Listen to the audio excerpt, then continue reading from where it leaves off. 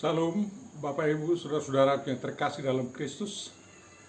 Selamat bertemu kembali di kebaktian kita hari ini, kebaktian perayaan pencurahan Roh Kudus tanggal 31 Mei 2020. Silahkan ajak kawan kita untuk mensubscribe, menekan loncengnya dan membagikannya. Terima kasih Bapak Ibu Saudara.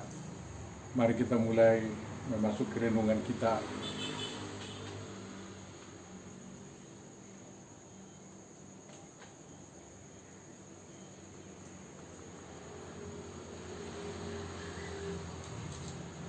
Damai sejahtera dari Tuhan kita Yesus Kristus, Jehovah Yesus Kristus, Roh Kudus yang melampaui segala damai yang diberikan dunia, kiranya memelihara dan memenuhi hati dan pikiran serta hidup kita dalam merayakan pencurahan Roh Kudus Tuhan pada hari ini, dan dalam menerima firman Tuhan untuk menuntun kehidupan kita sehari-hari. Amin. Nats firman Tuhan yang akan kita renungkan hari ini, dari mana kita akan menemukan kehendak Tuhan yang akan kita turuti, diambil dari Yesaya 63 ayat 11 sampai 14. Mari kita baca apa yang dituliskan di sana. Menurut Alkitab Terjemahan Baru terbitan Lembaga Alkitab Indonesia. Lalu teringatlah mereka kepada zaman dahulu kala, zaman Musa hambanya itu, di manakah dia yang membawa mereka naik dari laut bersama-sama dengan penggembala kambing dombanya? Di manakah dia yang menaruh rohnya dalam hati mereka, yang dengan tangannya yang agung menyertai Musa di sebelah kanan, yang membelah air di depan mereka untuk membuat nama abadi baginya, yang menuntun mereka melintasi samudra raya seperti kuda melintasi pada gurun. Mereka tidak pernah tersandung seperti ternak yang turun ke dalam lembah. Roh Tuhan membawa mereka ke tempat perhentian. Demikianlah engkau memimpin umatmu untuk membuat nama yang agung bagimu. Demikian firman Tuhan. Bapak Ibu Saudara yang terkasih, mari kita sambut dengan menyanyikan firman-Mu menjadi terang bagi hidup kami oleh kasih-Mu Tuhan Allah Bapa kami. Firman-Mu berikan pada kami agar menjadi berkat bagi hidup kami. Amin. Berbahagialah kamu yang mendengarkan, memelihara, dan melakukan firman Tuhan.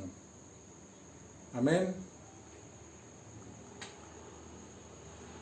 Bapak, Ibu, saudara-saudariku yang terkasih dalam kasih Tuhan. Ada beberapa hal penting yang akan kita temukan dari perayaan dan dari firman Tuhan yang sudah kita dengarkan hari ini. Poin pertama, alasan kita hari ini merayakan pencurahan Roh Kudus yang terjadi kepada para pengikut Yesus Kristus tahun 29 Masehi, hampir 2000 tahun yang lalu. Pertama, pada hari ini kita rayakan pengakuan iman kita yang benar itu, yang mengatakan, aku percaya kepada Roh Kudus, yang dalam bahasa Yunani disebut to pneuma to hagion, bahasa Ibrani Ruach HaKudus, bahasa Batak tondi perbadia. Batak ini lebih bagus terjemahannya, yang menamai Roh Kudus itu tondi parbadia, karena dia bukan hanya nabadia yang kudus, tetapi juga yang membuat manusia atau suatu benda menjadi badia, menjadi kudus. Itulah hebatnya bahasa Batak Toba. Roh Kudus adalah sebutan untuk diri Tuhan yang esa itu. Diri Tuhan dalam wujud ini sering juga dinamai Roh Allah, Ruach Elohim, Roh Tuhan, Ruach Jehovah, Roh Kudus, Ruach Hakadus, Roh Kebenaran, Ruach HaEmet, atau To Pneuma Tes Aleteias, dan terakhir penghibur, bahasa Yunaninya Parakletos, bahasa Ibraninya Hamnahem. Penghibur itu disebut dalam bahasa Yunani Parakletos, penghibur, bukan Perikletos yang artinya yang terpuji, sehingga tidak ada hubungannya itu dengan Nabi Muhammad SAW, seperti sering dipakai oleh Islam untuk pengabsahan pengutusan Nabi terakhir mereka tersebut. Roh Kudus adalah diri Tuhan, Jehovah Elohim Yeshua HaMashiach.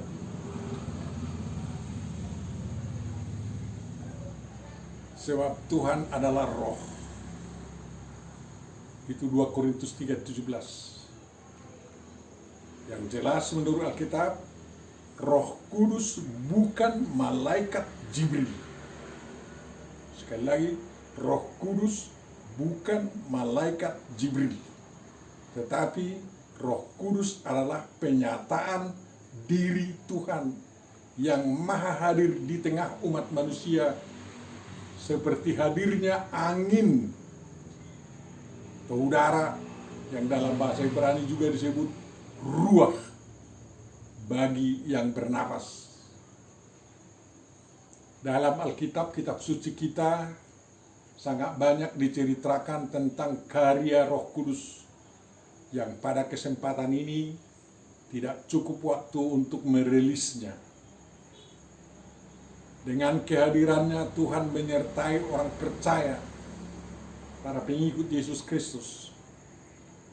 Roh Kudus adalah diri Tuhan yang membuat seseorang bernubuat atau menjadi nabi, yang menganugerahkan kehidupan yang dari Tuhan kepada manusia, yang membuat orang berhikmat, yang menuntun orang percaya atau para pengikut Yesus Kristus dalam kehidupannya di bumi hingga masuk ke surga. Kuasa Roh Kudus dapat diandalkan untuk mengusir setan-setan, dan banyak lagi karyanya yang lain. Dia mencipta, dia menguasai diri seseorang, dia membawa seseorang ke tempat lain, dan lain-lain. Bila dia menguasai seseorang, pada diri orang itu bisa menjadi ada roh hikmat dan pengertian, roh nasihat dan keperkasaan, roh pengenalan dan takut akan Tuhan. Dikatakan dalam Yesaya 11 ayat 2, roh yang membangkitkan kekuatan, kasih dan ketertiban dalam 2 Timotius 1 ayat 7. Roh Kudus bekerja membuat manusia mengaku Yesus itu Tuhan.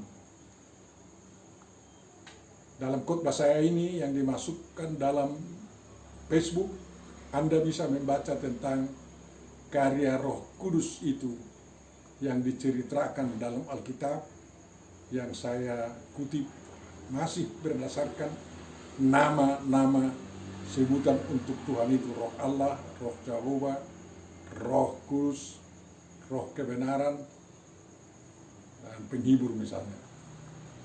Tak usah kita katakan di sini.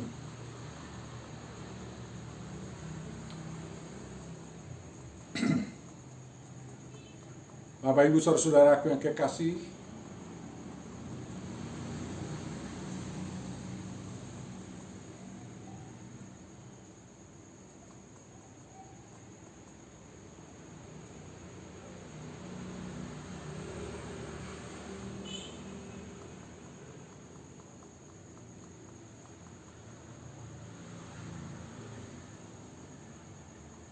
kita membayangkan dan coba memeriksa diri dulu, apa kita termasuk orang yang dipenuhi Roh Kudus dan apa tanda-tandanya. Banyak orang mengatakan, ya, sama kami tidak ada Roh Kudus katanya, karena tidak mencak-mencak, tidak berbahasa lidah, tidak ada kelainan-kelainan dalam gerakan tubuhnya. Tetapi saya katakan kepada Bapak Ibu Saudara, apabila saudara, Bapak Ibu masih normal dan bisa bekerja normal, ketahuilah bahwa memang itu tandanya bahwa saudara masih dikuasai oleh Roh Kudus. Yang kedua, dalam perayaan ini kita merayakan pembaptisan kita di dalam nama Bapa, Anak dan Roh Kudus. Dalam baptisan masing-masing kita dideklarasikan sebagai warga kerajaan surga di bumi dan di surga. Nama kita masing-masing dituliskan dalam kitab kehidupan. Roh Kudus menuntun setiap dari kita kepada kehidupan yang sebenarnya dan kepada seluruh kebenaran. Adalah tanggung jawab kita masing-masing untuk terus hidup dalam rangkaian kebenaran yang dinyatakan kepada kita oleh firman Tuhan.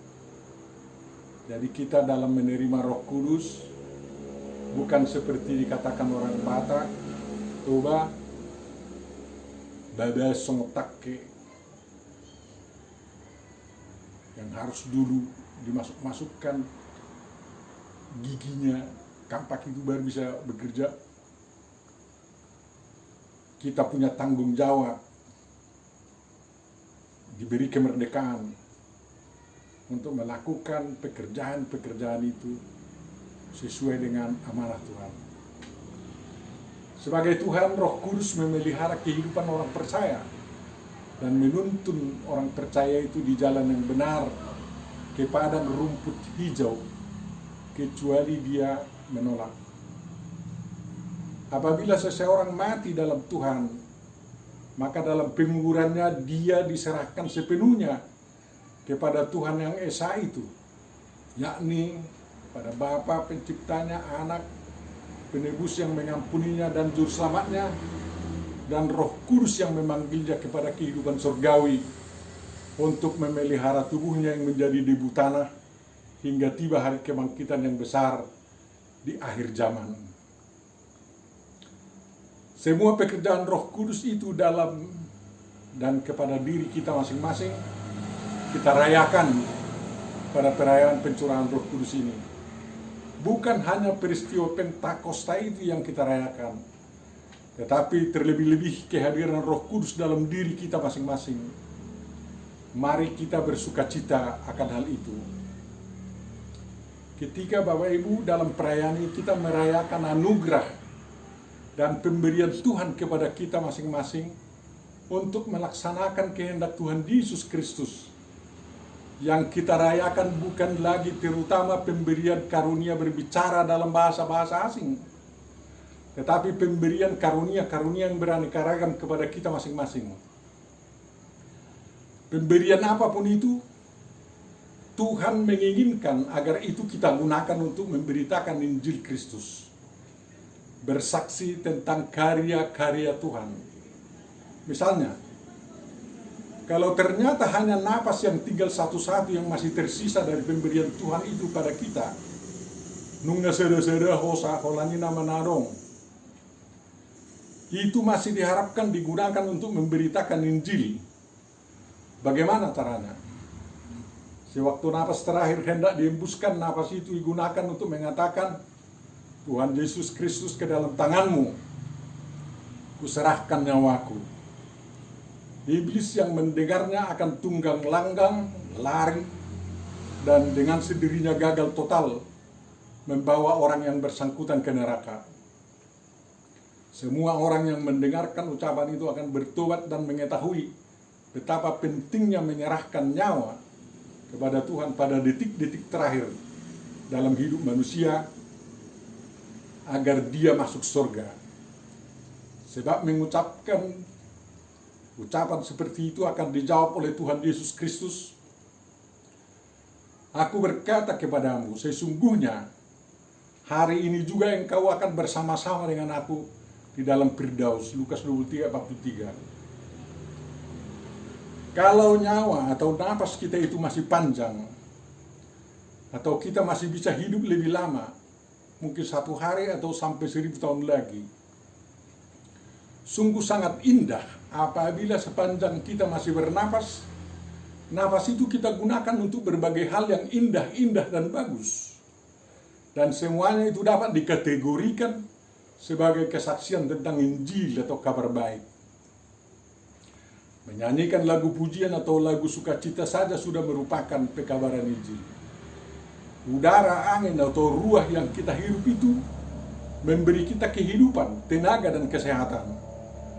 Sungguh sudah menyaksikan Injil kalau angin yang keluar dari paru-paru kerongkongan mulut itu kita atur untuk membuat suara, dan kata-kata yang keluar dari mulut kita berupa suara atau kata-kata yang indah, merdu, lembut, penuh hikmat, menyenangkan,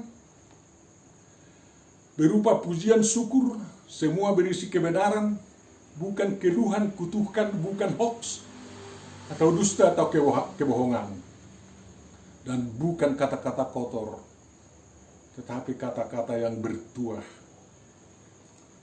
Sangat indah kalau suara atau kata-kata yang keluar dari mulut kita itu membahagiakan surga, diri sendiri dan sesama manusia yang mendengarnya. Itu semua merupakan pemberitaan Injil. Bapak Ibu Saudara, Adam yang masih berupa tanah itu menjadi hidup setelah Tuhan menghembuskan di dalam tubuhnya melalui lubang hidungnya nismat haya, napas atau angin hidup, hosa hanguluan, roh kehidupan yang membuat manusia itu menjadi nefes haya atau makhluk hidup. Dengan demikian Tuhan menciptakan roh dalam diri manusia. Zakaria 12 ayat 1. Akibat adanya angin atau udara hidup itu dalam diri manusia, darah manusia mengalir, otaknya bekerja normal atau menjadi jenius, kaki dan tangannya berkarya. Semua itu digerakkan, dituntun oleh roh atau ruah yang ada dalam diri manusia itu. Diberitakan dalam Alkitab bahwa kepada manusia yang sudah dipenuhi ruah itu, Allah memberkati mereka, lalu Allah berfirman kepada mereka, beranak cuculah dan bertambah banyak, penuhilah bumi dan taklukkanlah itu, berkuasalah atas ikan-ikan di laut dan burung-burung di udara, dan atas segala binatang yang merayap di bumi.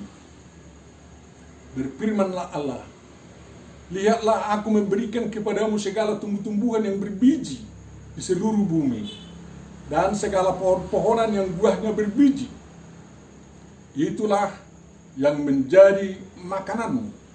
Kejadian 1 ayat 28-29. Oleh karena itu, atau atas dasar firman Tuhan ini, sungguh indah dan luhur apabila semua karya yang dihasilkan oleh manusia itu sesuai kodratnya, berupa karya yang baik, karya yang membangun kemanusiaan, karya menghasilkan teknologi-teknologi baru yang super canggih, karya manusia yang tidak bisa disalahgunakan untuk merusak kemanusiaan.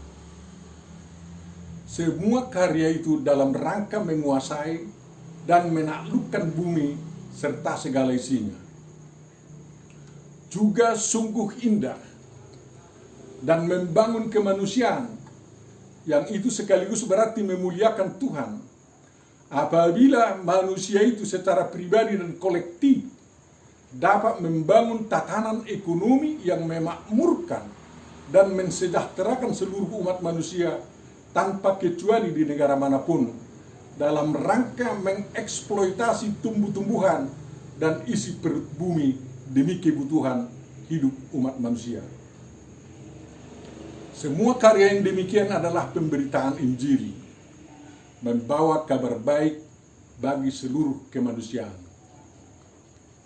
Semua itu kita rayakan dalam perayaan pencurahan Roh Kudus ini. Dengan demikian, manusia tanpa kecuali pada dasarnya adalah pemberita Injil. Poin yang ketiga, Bapak Ibu Saudara. Yang kedua, di masa pandemi COVID-19 ini, mari kita yakinkan diri bahwa ruah atau roh atau nyawa, roh kehidupan atau hosa ngoluan yang ada dalam diri setiap diri kita, yang dalam keyakinan Kristiani merupakan karya Roh Kudus, menuntun kita semua tanpa pandang bulu untuk menggunakan kata-kata dan karya-karya dalam mengatasi pandemi COVID-19 tersebut.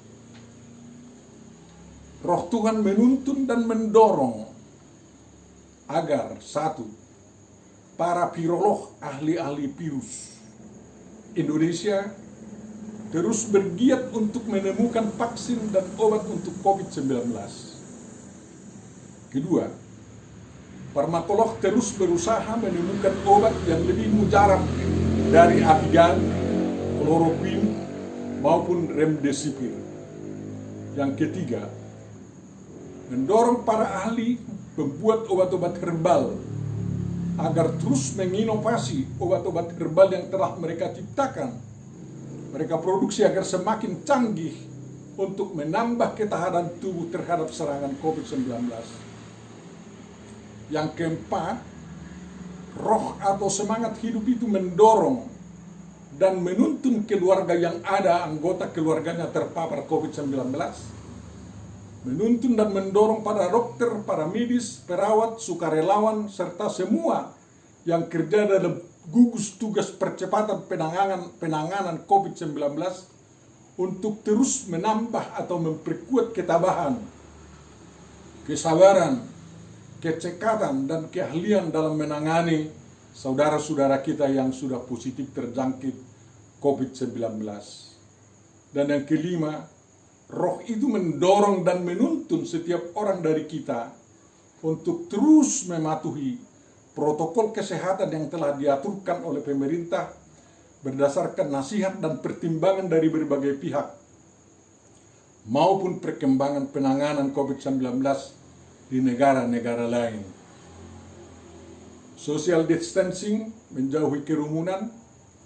Physical distancing, membuat jarak diri 1-2 meter dari orang lain. Selalu mencuci tangan dengan sabun antiseptik dan air mengalir.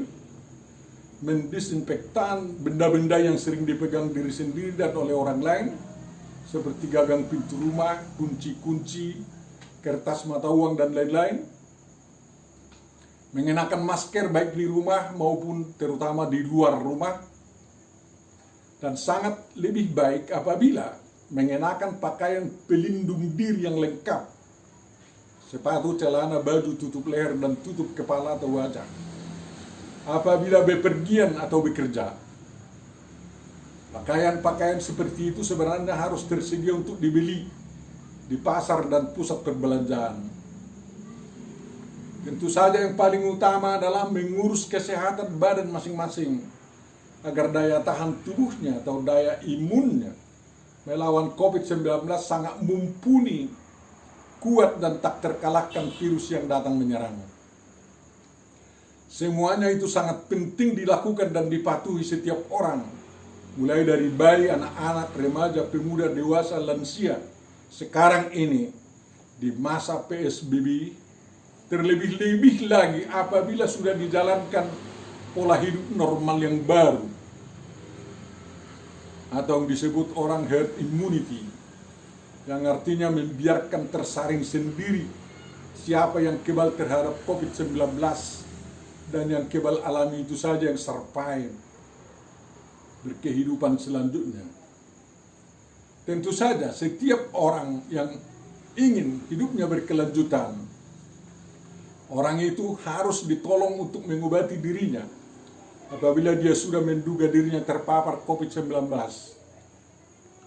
Untuk itu pemerintah harus menerangkan dengan sejelas-jelasnya obat-obat mana yang bisa dikonsumsi, lengkap dengan aturan penggunaannya untuk mengobati gejala-gejala serangan COVID-19, dan obat-obat itu tersedia untuk dibeli di apotik-apotik, tersedia di puskesmas, di toko obat dimanapun di tanah air ini, termasuk di desa paling terpencil. Bapak Ibu, Roh Kudus membuka pengharapan untuk setiap orang yang terpapar COVID-19 untuk sembuh. Dia adalah roh kehidupan, bukan roh kematian. Dia adalah diri Tuhan yang memelihara kehidupan umat manusia. Setiap orang punya akses untuk datang kepadanya, walaupun dia menganut agama apapun. Oleh karena itu, Bapak Ibu Saudara, janganlah ada orang yang merasa sungkan atau segan untuk meminta pertolongan kepada Roh Kudus dalam pergumulan atau kesulitan hidup yang sedang dialami. Misalnya dalam kesulitan hidup yang merupakan dampak daripada COVID-19, sedang sakit kritis atau sedang mengalami kesulitan ekonomi karena tidak ada lagi sumber nafkah. Selain doa-doa kami untuk Anda juga perlu berdoa kepada Tuhan Yesus Kristus dalam Roh Kudus, sehingga jawaban doa kami juga mengalir bagi Anda. Doa itu harus seperti gayung bersambut, Bapak Ibu Saudara. Poin yang ketiga yang dapat kita pelajari dari perikop kita. Dalam ayat sebelum perikop kita hari ini diberitahu bahwa Tuhan adalah juru selamat umatnya dalam segala kesesakan mereka. Tuhan menyelamatkan mereka karena mereka setia kepada Tuhan seperti anak-anak yang tidak akan berlaku curang. Tuhan sendiri yang langsung bertindak menyelamatkan mereka, menebus mereka dalam kasih-Nya dan dalam belas kasihan-Nya. Tuhan sendiri mengangkat dan menggendong mereka. Demikian juga sikap dan perbuatan Tuhan kepada kita, umat manusia sekarang, yang setia memanggil namanya. Tetapi karena umat Tuhan yang dulu, Israel, memberontak dan mendukakan Roh Kudus-Nya, maka Tuhan berubah menjadi musuh umatnya, dan Tuhan sendiri berperang melawan umatnya tersebut. Yesaya 63, 8-10. Saya yakin, Bapak Ibu Saudara, tidak ada dari antara kita yang mau dan ingin bermusuhan dengan Tuhan. Israel dulu memberontak dan mendukakan Roh Kudus. Tapi dosa ini belum tergolong sebagai dosa menghujat Roh Kudus. Dosa menghujat Roh Kudus merupakan dosa kekal yang tidak lagi diampuni. Tetapi mendukakan Roh Kudus masih diampuni oleh Tuhan. Rasul Paulus juga menasihatkan agar kita, umat Tuhan, tidak mendukakan Roh Kudus. Efesus 4 ayat 30. Apa itu mendukakan Roh Kudus? Contohnya, apabila ada orang yang selalu gagal datang kepada Tuhan atau Roh Kudus, oleh karena orang itu tidak berani menerobos penghambat-penghambat yang ada pada dirinya, yang bisa saja berupa pikirannya, sangka-sangkaannya, kepercayaannya, kebenaran yang dianutnya. Semuanya itu menghambat dia datang langsung berbicara dan minta bantuan kepada Tuhan dalam Roh Kudus. Kegagalan seperti ini mendukakan Roh Kudus. Agar manusia tidak gagal menerobos penghambat itu, Roh Kudus menuntun manusia, tetapi manusia harus mau dan rela dituntun. Sangat baik apabila manusia itu tidak bercokol dalam pemberontakannya. Dia harus berubah dan dia harus bersedia memberi hatinya diperbarui. Untuk pembaharuan hati itu, Dia harus bersedia dituntun menemukan karya Tuhan melalui Roh Kudus-Nya dalam sejarah kehidupan umat yang percaya. Yesaya tahap ketiga ini, Trito Yesaya, di zaman umat Israel telah kembali dari pembuangan Babel dan telah berdiam di Yerusalem, di mana bait suci yang dibangun raja-raja Persia telah selesai dan tembok Yerusalem telah dipulihkan kembali. Tetapi kehidupan mereka gersang dan miskin. Baca kitab Hagai tentang hal itu. Lalu mereka kembali mencari Tuhan. Tuhan yang bekerja di zaman Musa dahulu kala. Di manakah Tuhan kita yang menolong leluhur kita di zaman Musa? Yang menaruh Roh Kudus-Nya di hati leluhur kita? Demikian pertanyaan mereka. Memang firman Tuhan mengatakan, carilah Tuhan maka kamu akan hidup. Demikian Nabi Amos dalam Amos 5:6. Seruan itu masih berlaku bagi umat Tuhan zaman now. Setelah umat Israel menyadari dosa pemberontakan mereka, mereka teringat pada Tuhan dan mencari Tuhan. Di manakah Dia yang membawa mereka naik dari laut bersama-sama dengan penggembala kambing dombanya? Di manakah Dia yang menaruh Roh Kudus-Nya dalam hati mereka, yang dengan tangannya yang agung menyertai Musa di sebelah kanan dan yang membelah air di depan mereka untuk membuat nama abadi baginya, yang menuntun mereka melintasi samudra raya seperti kuda melintasi padang gurun. Mereka tidak pernah tersandung seperti ternak yang turun ke dalam lembah. Jawaban Tuhan kepada orang-orang yang mencari Tuhan. Tuhan memandang ke bawah dari surga kepada anak-anak manusia untuk melihat apakah ada yang berakal budi dan yang mencari Allah.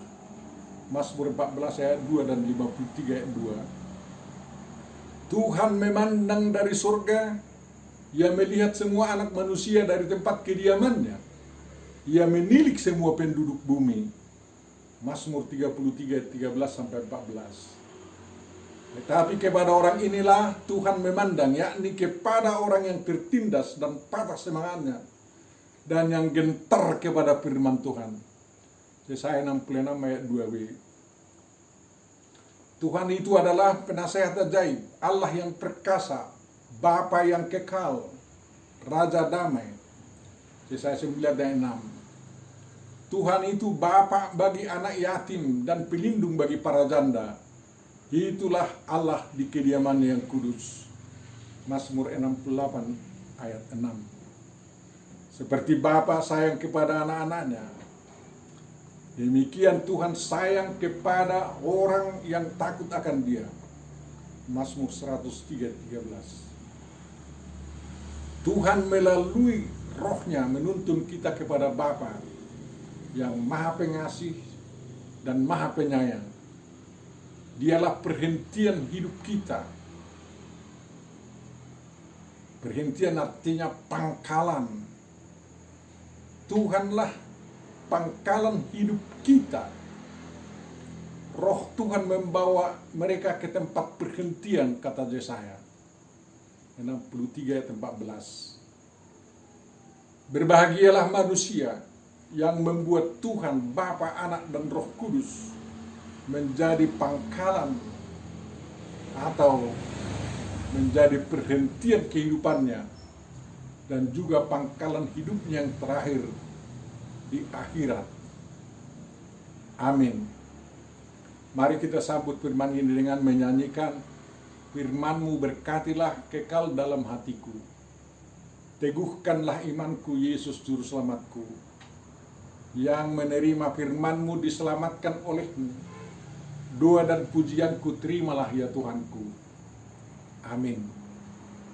Marilah kita berdoa. Tuhan Bapa Surgawi kami dalam Roh Kudus yang memelihara kami. Kau telah mencurahkan Roh Kudus kepada kami semua sebagaimana dijanjikan oleh Tuhan Yesus Kristus. Kami bukan hanya mampu berbahasa asing, tetapi juga mampu dan Engkau gerakkan untuk melakukan karya-karya yang baik dalam kehidupan kami, dalam rangka memelihara kehidupan kami, kehidupan saudara-saudara kami dan sesama kami. Terima kasih atas semua pemberian-Mu ya Tuhan. Tetapi kami mohon tuntunan-Mu yang berikutnya, agar kami masing-masing semakin bisa menambah kemampuan-kemampuan kami, sehingga hidup kami di dunia ini semakin berguna dan semakin nyata turut memberitakan Injil sebagaimana Engkau suruhkan dan Engkau amanahkan kepada kami. Kiranya kehidupan kami inilah yang menjadi pemberita Injil, yang memberitakan Injil kebenaran-Mu, dan semua orang melihat kebaikan-Mu melalui kehidupan kami sehari-hari, dan mereka mau percaya dan semakin kuat percaya kepada-Mu ya Tuhan. Bapa Surgawi, negara kami masih terus menjalankan pembatasan sosial berskala besar dan akan beralih kepada pola hidup normal yang baru dalam rangka menghadapi COVID-19 ini. Karena kami tahu dan kami sadari COVID-19 ini tidak akan lenyap begitu saja ya Tuhan, kecuali ada tindakan-Mu yang melenyapkannya dari muka bumi. Kami harus hidup berdampingan dengan virus ini. Tetapi Tuhan, lindungilah kami agar tidak ada di antara kami yang menjadi korban karena penularannya. Walaupun ada dia melekat di tubuh kami, namun tidak merusak kami.